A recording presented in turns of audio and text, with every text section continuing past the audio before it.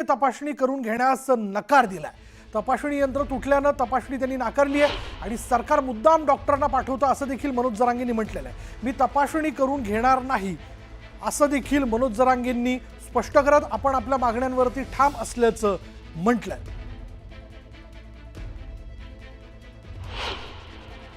तुम्ही जे इथं बसवलं पट्टा त्या पट्ट्याला असं खोसलेलं होतं। इकडून दोनदा हवा भरली, तुम्ही दोनदा पॅक केलं त्या मॅडमने, दोनदा पॅक केलं तरी ते निघलं। मग इकडे रिझल्ट दाखवेना ना किती बीपी आहे। आणि आता सुपरफास्ट 100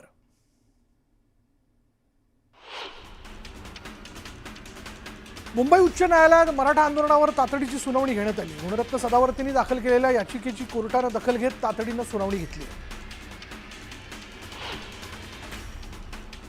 मराठा आंदोलनात हायकोर्टाच्या नियमांचं उल्लंघन होत असल्याचा युक्तिवाद सरकारने कोर्टात केला, तर नियमाच्या पालनाची हमी दिल्यामुळे आंदोलनाला परवानगी दिल्याचा युक्तिवाद सरकारने केला। नियमांचं उल्लंघन झालंय, तुम्ही कारवाई का केली नाही असा सवाल कोर्टाने महाधिवक्त्यांना केला, तर तुम्ही उल्लंघन झाल्यानंतर नोटीस का बजावली नाही असा सवालही कोर्टाने अधिवक्त्यांना केला। कोर्टाने निर्णय घ्यावा, आम्ही लगेच कारवाई करू, महाधिवक्त्यांनी मुंबई उच्च न्यायालयात म्हटलंय।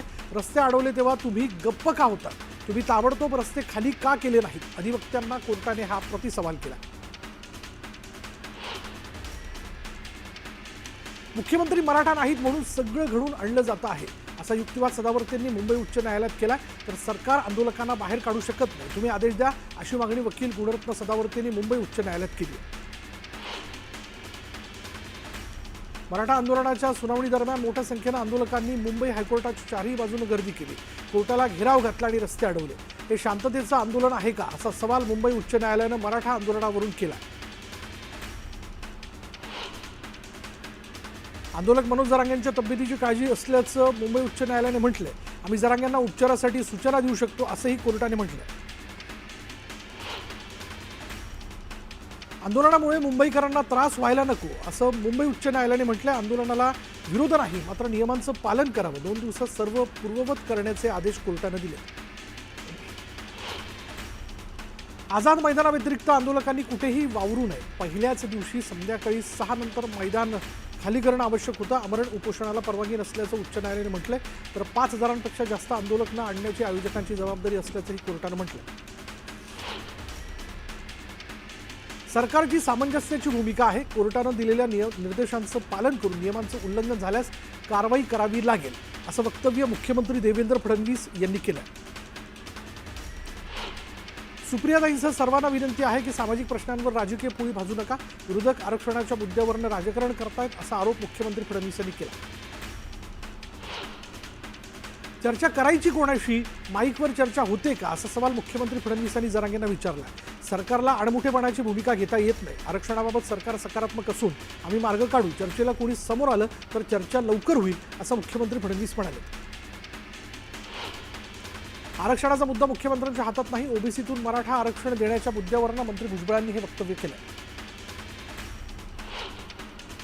सीएसएमटी परिसरात शांतता राखावी असं आवाहन जरांगे पाटलांनी आंदोलकांना केलं, तर आंदोलक नाही तर सरकार हुल्लडबाजी करत असल्याची टीका जरांगे पाटलांनी सरकारवर केली। जरांगे पाटलांच्या उपोषणाचा आजचा 4था दिवस आहे, आमच्या मागण्या लवकरात लवकर मान्य करा, नाहीतर राज्यभरातील 5 कोटी मराठी मुंबईत येतील असा इशारा देत जरांगेंनी सरकारवर हल्लाबोल केला।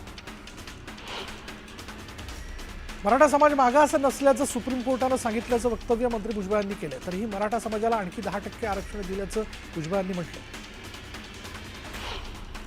जरांगे म्हणतात जे शेती करतात ते कुणबी आहेत, मग सर्व समाजाचे लोक शेती करतात, सर्वांना कुणबी म्हणायचं का असा सवाल मंत्री भुजबळांनी जरांगेंच्या वक्तव्यावरून उपस्थित केला।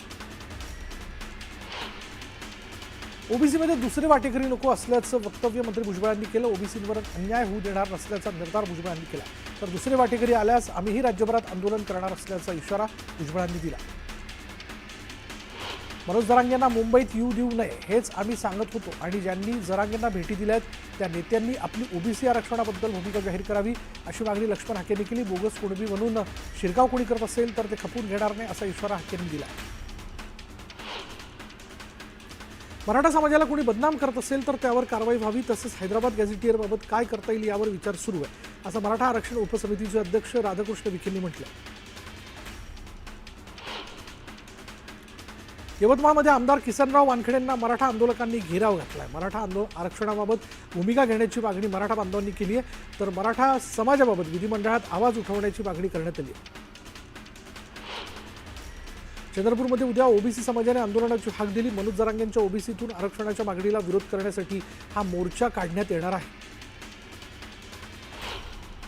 आंदोलकांसाठी लातूरमधूनही व्यवस्था करण्यात आली. लातूरमधून 20,000 भाकरी आणि 200 किलो शेंगदाणा चटणी मुंबईकडे रवाना करण्यात आली. कोल्हापूरच्या बोळावी गावातील रहिवासी संदीप पाटील यांनी मराठा आंदोलकांसाठी 5,000 पाण्याच्या बाटल्या दिल्यात आणि आंदोलनाच्या पहिल्याच दिवशी झालेली गैरसोय लक्षात घेऊन संदीप पाटील यांनी आंदोलकांसाठी पिण्याच्या पाण्याची व्यवस्था केली.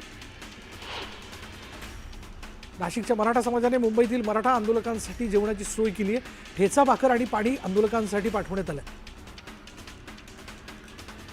शिर्डीच्या साई मंदिरात मराठा बांधवांनी दर्शन घेतलेलं आहे आणि यावेळी त्यांनी जरांगेंच्या तब्येतीसाठी साईबाबांकडे साकडं घातलं. जरांगेंचा फोटो साईबाबांच्या समाधीवर ठेवत त्यांनी प्रार्थना केली. सीएसएमटी रेल्वे स्थानकात मराठा आंदोलकांनी गर्दी करत गोंधळ घातला. आंदोलक रेल्वे रुळावर उतरले. आंदोलकांनी घोषणाबाजी करत परिसर दणाणून सोडला.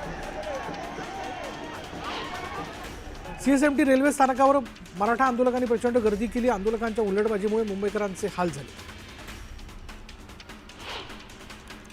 मराठा आंदोलकांनी सीएसएमटी स्थानकावर उभ्या असणाऱ्या लोकलच्या केबिनमध्ये घुसून पोस्टर लावलं. लोकलच्या लोको पायलटच्या केबिनमध्ये मराठा आंदोलक घुसले होते. लोको पायलटच्या केबिनमध्ये एक मराठाचे पोस्टर लावण्यात आले. मराठा आंदोलक बाजूला झाल्यानंतर लोकल सुटली. सीएसएमटी स्थानक परिसरात मराठा आंदोलकांनी अर्धनग्न आंदोलन केलं. जोरदार घोषणाबाजी करत मराठा आंदोलकांनी ओबीसीतून आरक्षणाची मागणी केली. मराठा आंदोलकांनी आझाद मैदानात भगवं उपरणं फडकवत जरांगेंना पाठिंबा जाहीर केला. तसंच राज्यभरातून आंदोलनाला पाठिंबा देण्याचं आवाहन करण्यात आलं.